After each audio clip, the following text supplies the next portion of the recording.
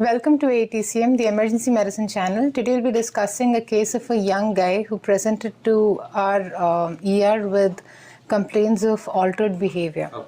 So there was this 12.5-year-old child who was brought to our ER with complaints of decreased sleep, decreased appetite, altered behavior since about 5 to 6 days. But from past a year, he's having decreased speech and altered behavioral disturbances.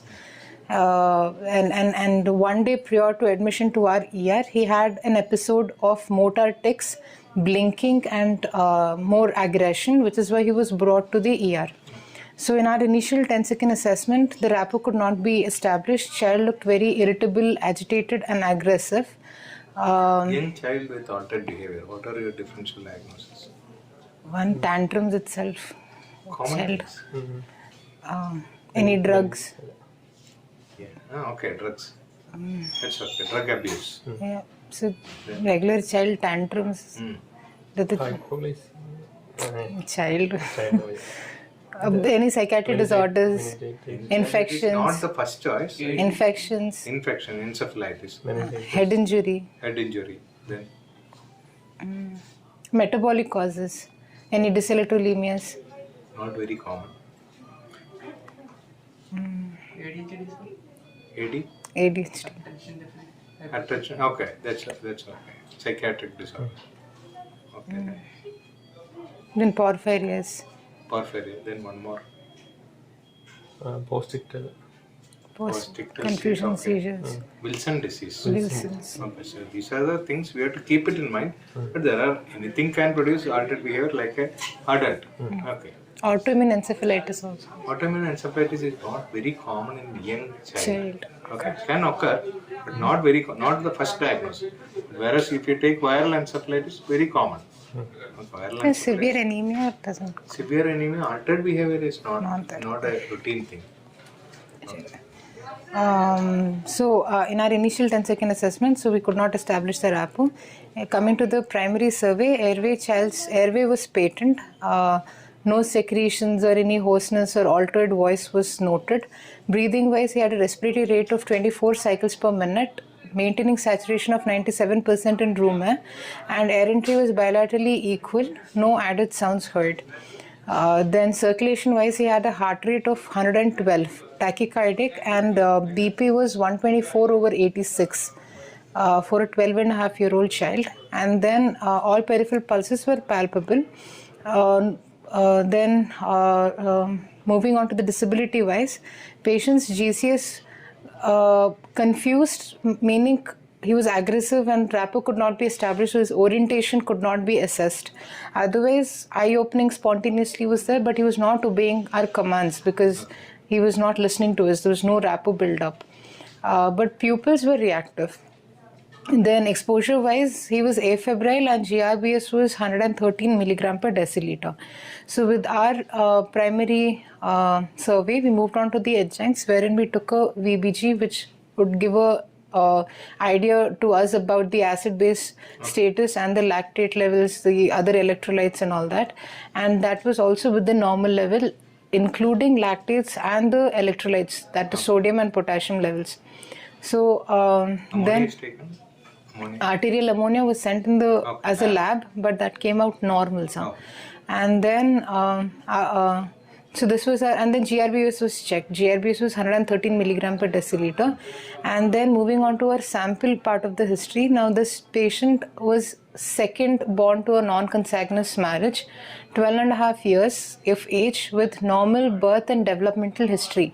In the school also his scholastic performance was average, not below average or smart, just an average school child, but with no much issues in the school also. But the problem initiated about a year ago when he had decreased speech and then he had on and off altered behavior. At first the parents thought it was just tantrums thrown, but then he had inappropriate talk, memory impairment issues. And then he was taken to a nearby hospital wherein he was thought to have paranoid schizophrenia, and he was started on risperidone tablet. And after about a month of him being on this medication, he was not showing an improvement. He had more frequency of altered behavior. MRI He was wouldn't taken eat in. for that time?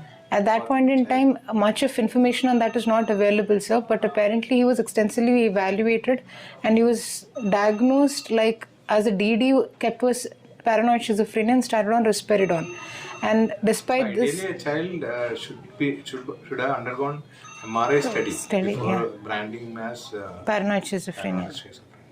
So then risperidone was started, and then but the frequency of altered behavior increased, memory impairment became worse, and he started developing decreased speech. He wouldn't take his food. So considering this to be worsening of schizophrenia, they stuck to that diagnosis, and then they referred him to a mental health center.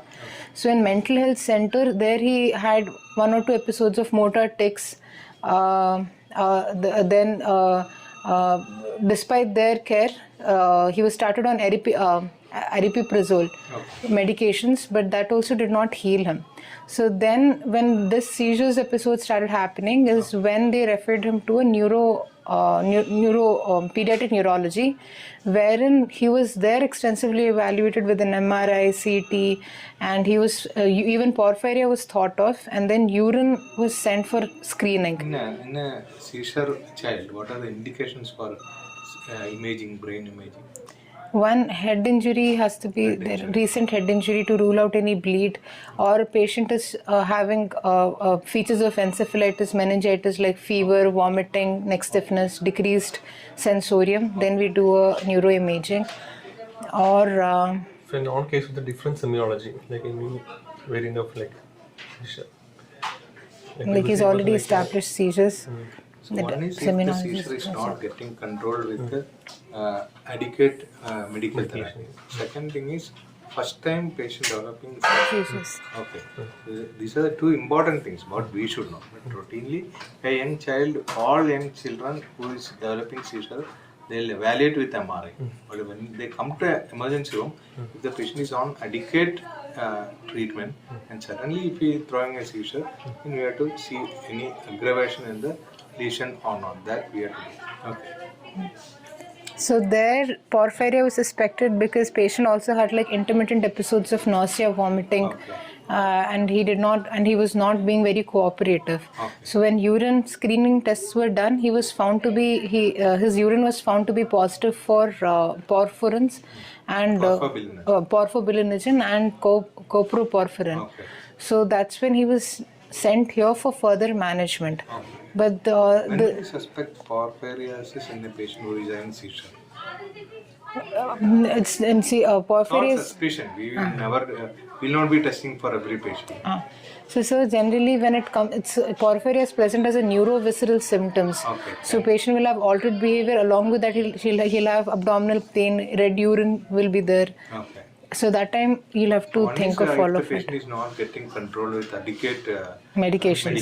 We are giving proper medication, but the seizure is not getting controlled or getting worsened on this medication, then you have to suspect. Or if the patient develops red urine with seizure, initially itself we have to suspect. Porphyria. Abdominal pain, red urine, seizure. Any family history?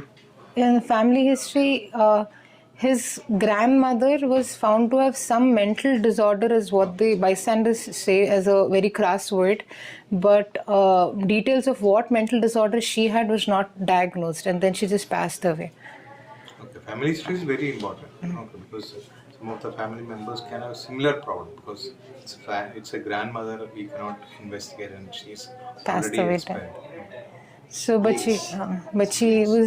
he is a second born. So, first child is pretty much asymptomatic. Like he doesn't seem to have much of issues. But grandmother had some mental disorder issues from what they say. So with this history, the child was brought to our ER, and because the child was very agitated and not responding to anything, we had to give an anxiolytic, which is why midazolam, a shot of midazolam was given to the child to calm him down. And then we moved on to the general examination part. In the general examination, child was, like I mentioned, very irritable, rapport could not be built up, very aggressive child. And then he was hyperactive and had inappropriate talk. But when you call out to him, he would respond to the name.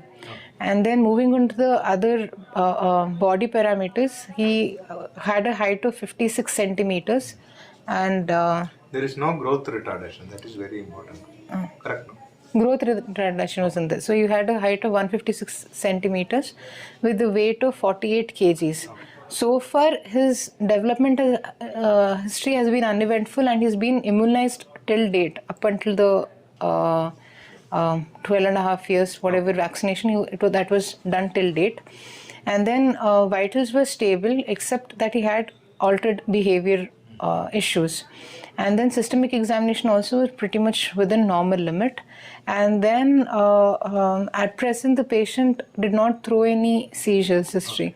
But if at all he had thrown seizures history, there's a list of the major concern for patients presenting to the ER with porphyrias would be the safe and unsafe drugs, because porphyria patients with porphyria will have a lot of interactions towards drug, and generally the drugs that are meant to cure the patient will deteriorate the patient's condition, especially if the patient, like anti-epileptic drugs like carbamazepine, oxcarbamazepine, phenytoin, valproic acid, phenobarbitons, topiramate. Most of the anti-emetic drugs, anti-epileptic drugs, are known to precipitate seizures and worsen the patient's condition. The safer drugs would be levetiracetam and benzodiazepines. Benzodiazepine and levetiracetam. So then, and these people will present with a lot of abdominal pain or generalized body pain. In that, paracetamol is a safer drug, acetaminophen. But if paracetamol is not, but most of the people will present with moderate to severe grade of pain. At that point in time, opioids would be a better choice of drug, because diclofenac and NSAIDs again precipitate, and they also derange LFT and RFT. So we go with the safer opioids with fentanyl, morphine would be our go-to drugs to manage pain. And when it comes to... This patient was given paracetamol. This patient was given paracetamol and not morphine, so just benzodiazepine was given. Then That contraindication is ketorolac. ketorolac, NSAIDs. And a tramadol is a query. Seizure, because it will bring down the seizures threshold. Tramadol is again It has got a seizure potential. Okay. Directly may not interact with your porphyria, but it can reduce the seizure threshold. Analgesics, you remember these two drugs for contraindication. Yes, sir. And then for antiemetics, ondansetron can be given. It's a safer drug. Then basically the management of porphyrias is to avoid the unsafe drugs, avoid exacerbating and precipitating factors. Then apart from this would be to give hemetin, but that is like for a long-term therapy. But in ER, what you give immediately? Immediately benzodiazepines can be given, paracetamol can be given. Can reduce the levels of porphyria. Glucose can be given. Dextrose is as good as hemetin, because most of the ERs we may not have hemetin. You can give dextrose. 300 milligrams you have to give of glucose. High dose of glucose can be given. Then, so basically, other than this, it would be symptomatic management of the patient with pain. That also can Hydroxychloroquine reduce porphyrin levels. Hydroxychloroquine. Okay, sir. So then there's a list of drugs, sir. The neurological findings, we examine the neurological system completely. Motor. Other than this, patient have a lot of other findings. That's what sir is asking. Autonomic system. There'll be disturbances in the central, peripheral and autonomic system. So patient can present with tachycardia, hypertension, sweating can be there. Basically autonomic dysfunction will be there. And then in central causes, patient will have neuro. Nervous system is Blood pressure. sudden fluctuation in the sympathetic. Can have hypertension, tachycardia. Then central causes, the patient will present with psychiatric altered behavior. Then behavioral, apart from behavioral disturbances, patient can present with motor tics, eye blinking, seizures-like episodes. And then peripheral nervous system will also be affected. Then it's a neurovisceral system, so even the nervous system of the intestines, enteric nervous system will also be polyneuropathy. So patients can present with constipation or loose stools. Nervous system of the intestines will also be having a dysfunction. Then pain, abdominal pain, nausea. Carpal, peripheral nervous system, sir. Those peripheral nerves will also be affected. Then apart from this, patient can present most commonly with abdominal pain, nausea, vomiting. Then the motor system skeletal muscles, weakness may set in. Sometimes it may progress to the paralysis. So especially we have to consider about the respiratory status. respiratory So system. whether you will need any respiratory support or going to have impending respiratory failure because of the motor respiratory muscle paralysis. And another thing, swallowing and deglutition, cough reflex.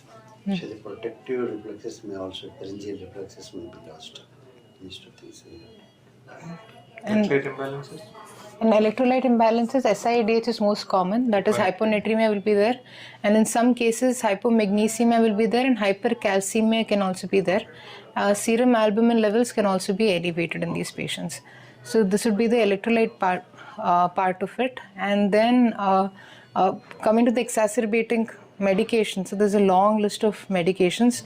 Smoking, alcohol can also exacerbate. Along with this, when it comes to anti-seizure medications, and let's just say that if it is not Only levetiracetam is safe and benzodiazepine, and if at all we have to intubate the patient, then anesthetic drugs, only propofol is safe.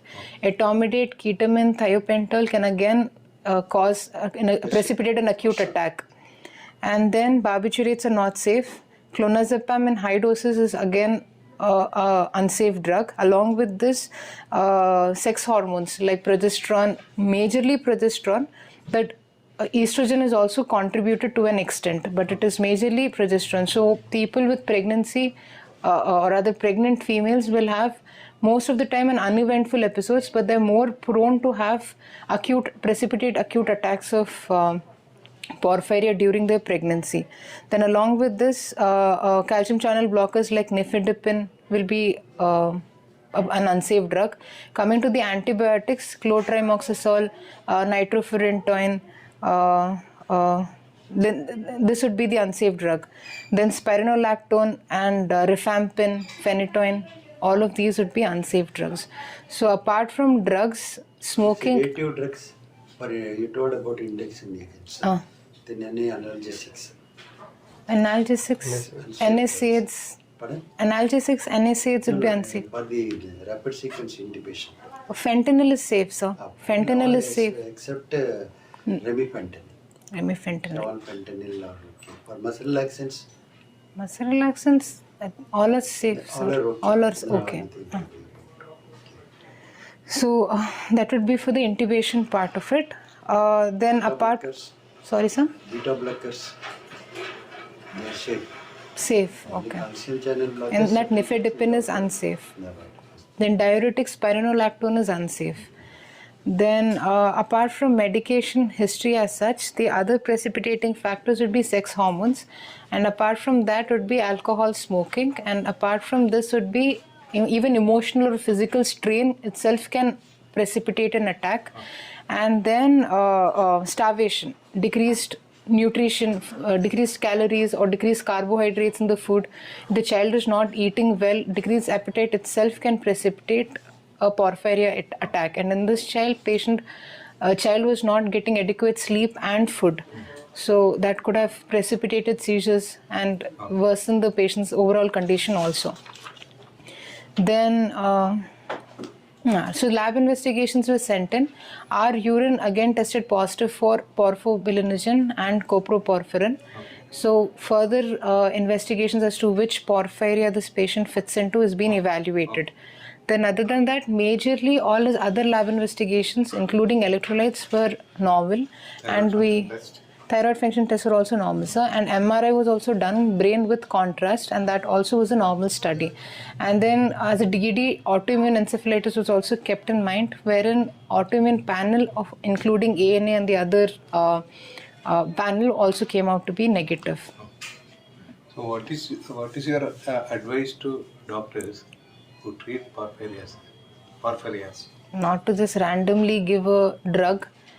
Because porphyria is... So there are some situations like patient is on phenytoin, patient is on digoxin, porphyria. All these conditions we should use drugs judiciously without knowing if you give these drugs. Sometimes drug interaction can occur, like warfarin, digoxin, phenytoin, all have lot of drug interaction. We have to always think. Like same like that, porphyria, another important condition. You cannot use many drugs. Okay, so you have to study that drug and give. Because sometimes it can produce aggravation of the problem. So we have to be very careful about the seizure medication, sedatives, antibiotics, Analgesics. analgesics. Okay. So as a ER physician, main problem for us is Drug seizures. interactions. Seizures. Seizure management is very important in this type of conditions. So when seizure patient, if you have to encounter, so first drug would be benzodiazepine, preferably midazolam or lorazepam. If the patient is still throwing seizures, the next drug would be levetiracetam. And if the child goes to status epilepticus and it comes to a chance wherein we'll have to intubate, at that point in time, the induction agent use should be propofol. Okay. Only deviation from standard seizure guideline is levetiracetam go as a first line choice. Okay. In other condition, levetiracetam is the second choice. But it is a first line drug, but it is a second choice in first line drug. After phenytoin and phenobarbital. It's the only change. Anything else? Role of heme. Heme. Heme, basically a lyophilized heme is what is given as a mainstay treatment for porphyrins, and it will subside the acute attacks. But hematin, most of the centers won't have, and it's very costly to the patients.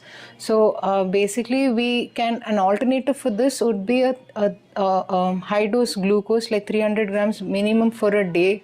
But if it is hematin use, then it will be 3 to 4 milligram per kg per dose given daily for 4 days. But if the patient can afford and if it is available. Otherwise, high dose glucose will also do the job, but it will take a longer time for little more days to control the attack of porphyria.